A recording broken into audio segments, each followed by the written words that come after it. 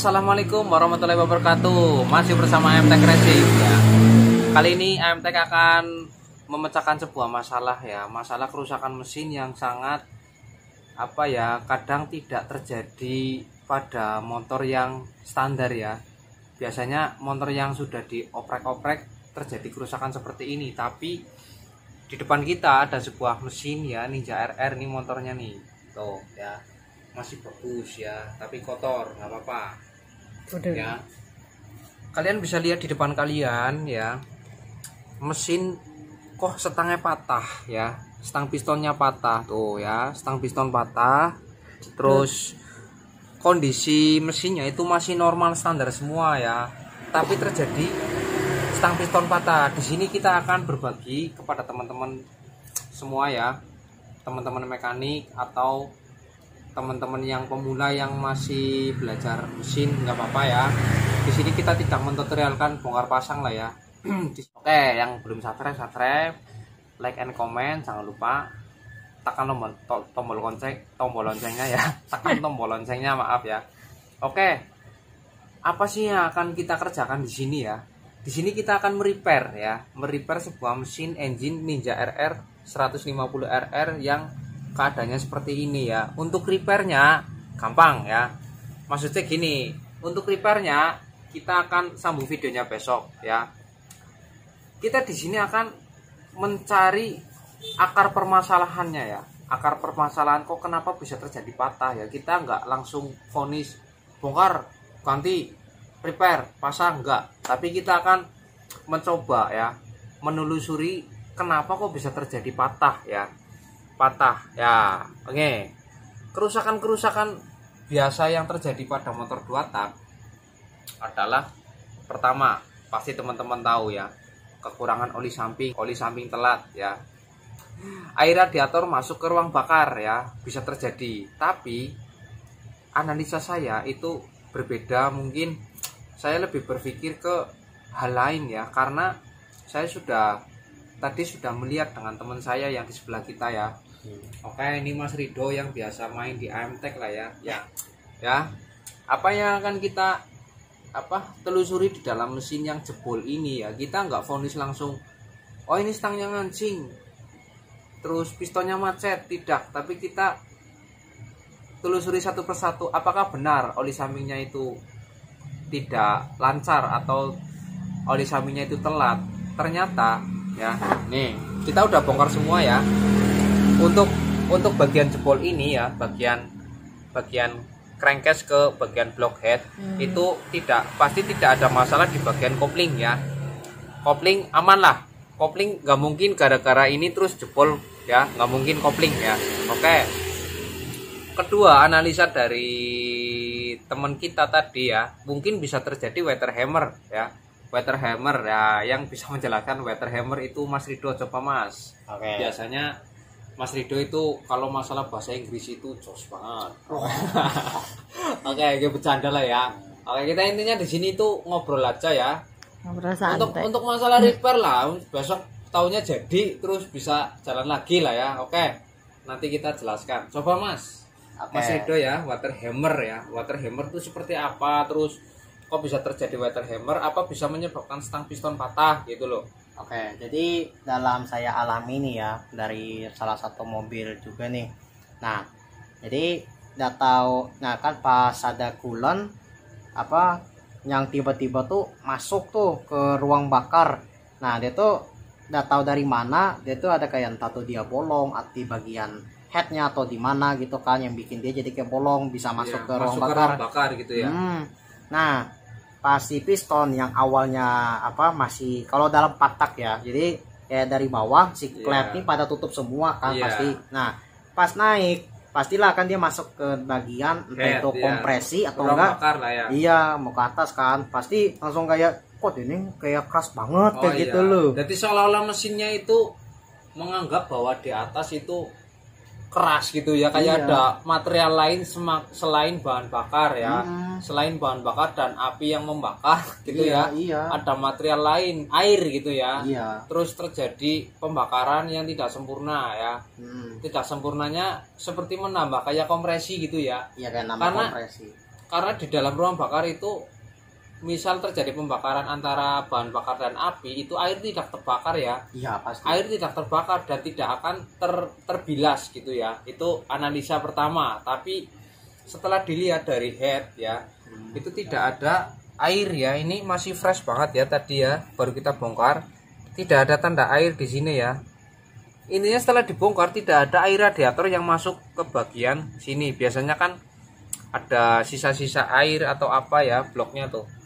Kalian bisa lihat ya. Kalau untuk oli samping ya, itu tidak ada masalah di oli samping Tidak karena ada kayak bekas iya, coolant biasanya. Bekas ini tidak ada bekas air coolant, tidak ada bekas baret pun tidak ada ya. Kalau baret karena pemakaian lama ini sedikit lah, nggak apa-apa ya. Tapi ini olinya masih dalam kewajaran ya. Ini oli ya masih ibaratnya normal ini ya. masih aman lah. Nah, tapi setelah saya pelajari dari siang sampai sore, kenapa kok bisa terjadi stang Patah patah stang ya. dari misal terjadi stang piston gancet ya, stang piston big end itu mengancing ya, ngancing kan otomatis dari oli ya, oli atau materialnya yang kurang bagus bisa menyebabkan pecah, mungkin pecah ya. Tapi kalau pecah bagian big end itu pasti langsung ngancing gitu ya, ngancing. Atau kalau ngancingnya di setang ya, dia pasti terdengar suara kasar atau ya. Oke lah ya, besok setelah kita bongkar kita akan simpulkan bahwa apa, misal dalam stangnya itu ya, stangnya kan ini nggak terlalu kelihatan ya karena belum dibongkar ya. Ini ada gap megar mungkin karena sudah jedot ini ya, terus dia Kesangkut. Iya, kesangkut, akhirnya dia agak meletek ya. Oke, ternyata setelah saya buka ya, magnet masih standar ya, pulser masih standar, tidak ada masalah di magnet dan pulser, terus spool semua standar, intinya semua standar. Kalian bisa perhatikan bagian sini nih. Nah ya, ini yang membuat masalah menjadi runyam ini ya, tuh ya, kalian bisa lihat ini seperti kayak dipotong, tapi ini tidak dipotong manual oleh tangan ya, bukan di grinder ya. Ini nih saya copot ya, tuh ya, dimensi masih sama. Oke, tuh ya, dimensi masih sama tuh ya. Misal 3 mili ya, ini kan spinya 3 mili lah, di atas masih 3 mili. Oke, tuh 3 mili ya. Nah, ini terjadi pergeseran. Tuh, kalian bisa lihat ya. Kalian bisa lihat. Ya, ada ini bergeser dan hampir terpotong ya. Terpotong karena apa ya? Karena hubungan antara magnet dan kerak as kiri ya. Tuh, dia hampir terpotong. Mending terpotong. Kalau saya malah terpotong gitu ya. patah Terpotong sekalian ya. Mati sekalian motornya. Dianalisa terus sampai ketemu. Ternyata spi magnetnya bergeser ya. Kok bisa ya spi magnet bergeser? Hubungannya kepala ke setang sehernya patah ya. Nah, kita akan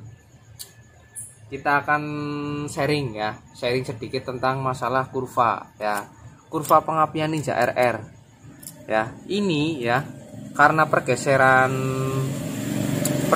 spi magnet ya, ini tadi mundur ya, mundur ya. Pengapiannya magnetnya jadi dia Kayak iya bergeser sendiri, bergeser ya, bergeser ke arah belakang ya, ke retard ya, dia ke sini ya, otomatis ya. Ini kan ada pulser misal di sini deh, pulser ya. Oh ya, misal pulser di sini ya, pulser di sini lah ya, misal di sini ya, kita anggap ini sejajar ya, harusnya di sini ya, harusnya di sini.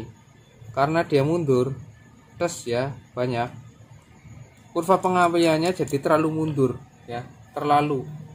Karena kurva pengapian Ninja RR itu tinggi di RPM awal ya. besok kalau kita penasaran mau timing lag pengapiannya Ninja RR, kita besok kalau ada kesempatan kita akan timing. Ini kebetulan kan Ninja kan kalau dibuka bloknya kan masih bisa nyala ya, karena pengapiannya DC ya, DC full DC ya. Kalau kita sepunya dilepas masih bisa nyala tetap, pulsernya bukan di sini ya. Oke. Itu kalau besok ada kesempatan kita akan timing ya. Kok bisa pengaruhnya retard menjadi patah ya. Ini berarti hati-hati ya para pengguna Ninja RR yang kalian punya ya. Siapa tahu kasusnya bisa seperti ini ya. Kalian harus berani ya, berani mengecek, tapi mengecek dengan prosedur yang bagus ya. Di saat motor Ninja RR itu bermasalah di gas-gasan atau apa ya, setelah di dalam arti setelah diservis atau setelah dibersihkan superkip apa-apa, biasanya kan yang paling bermasalah di superkip ya, macet atau apa gitu ya, nggak enak motornya, nggak lari ya, nggak seperti bawaan pabrik. Kalian harus mengecek bagian sepi magnet, siapa tahu kasusnya sama ya.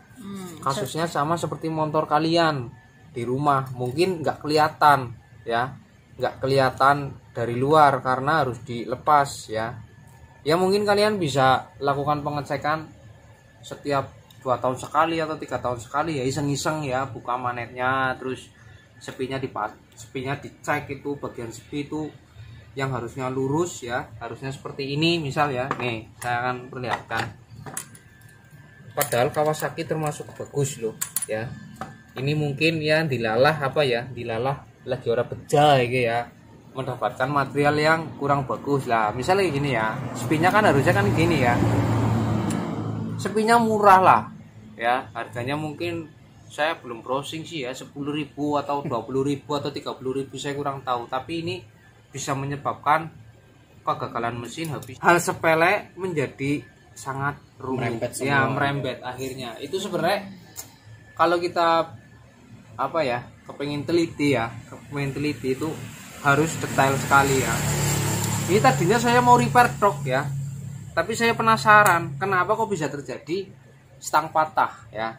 Untuk masalah hasil repair, besok saya akan videokan sedikit lah ya. Setelah kita ini kan kalian bisa lihat nih video kita awal seperti ini ya. Besok kita akan bongkar, lepas semua ya, terus kita akan las ulang atau kita besok akan repair lah. Ininya kita akan repair seperti apa besok hasilnya.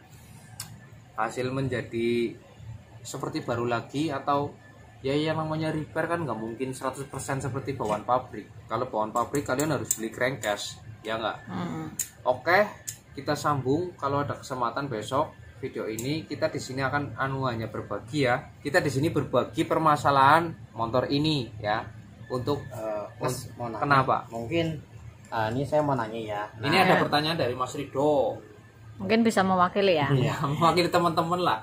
Kan saya kan baru lihat juga nih masalah kayak gini ya. Iya. Cuma kan kok kan cuma masalah kecil kayak gitu kok bisa merembet semua. Padahal ini kan motor kan belum dimodif semua nih. Iya, belum standar. Masih standar semua, belum dikokatik. Cuma kok bisa banget loh kayak pengapian kok kayak kemundur sendiri kayak gitu loh. Gini. Kenapa kayak gitu loh?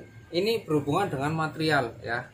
Banyak sekali teman-teman kita lah ya di luar yang bermasalah dengan sepi magnet. Kalau kalian yang suka blayer atau biasanya terjadi pada motor GTX apa ya, Gestrek ya, Gestrek ya, KLX atau yang sudah dimodif ya.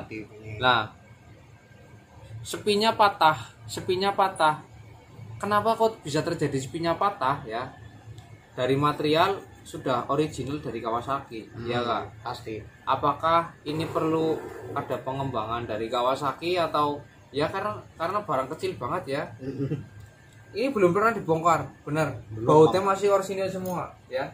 Ini masih pure nih. Kalau yang punya nonton pasti itu belum pernah diapa-apain Mas, pasti. Saya juga yakin ini belum pernah diapa-apain.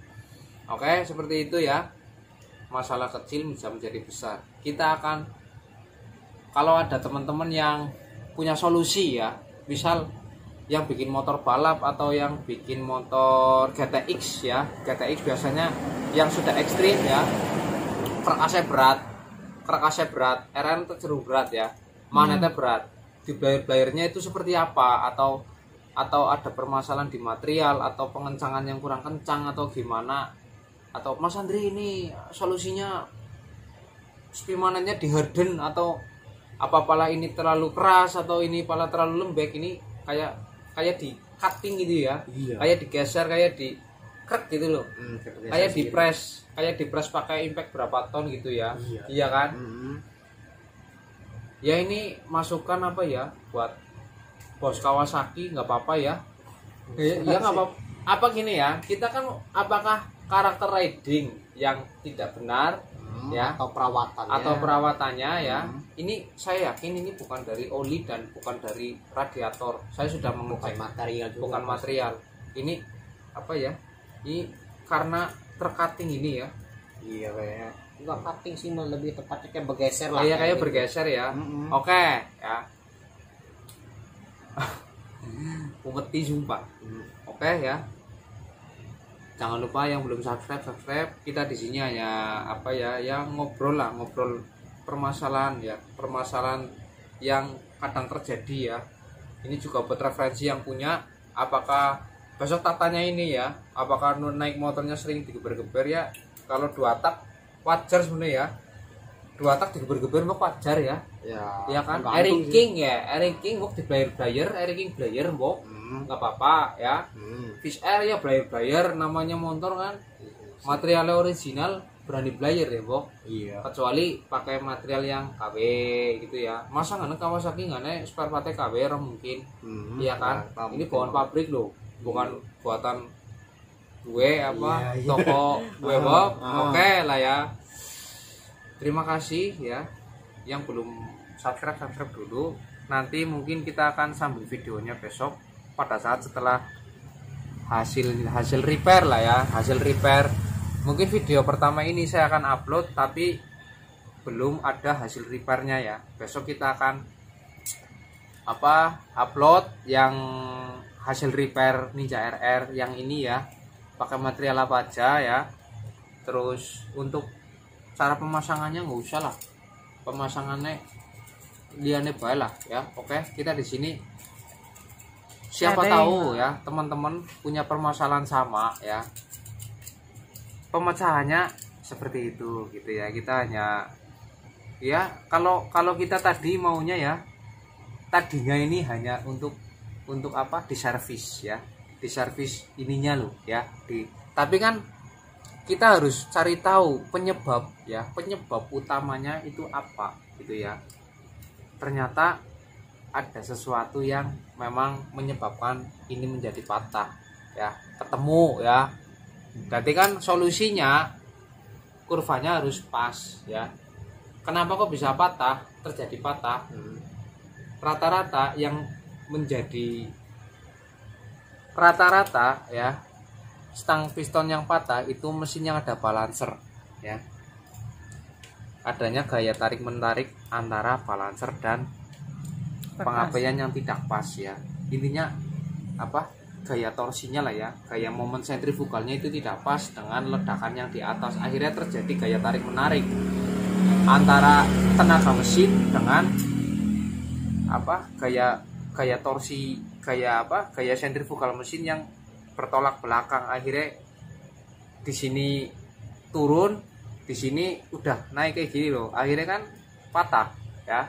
Intinya tidak sinkron antara gaya dorong ya, gaya dorong keras ke sini sama harusnya kan dang gitu ya, ledakannya itu sinkron.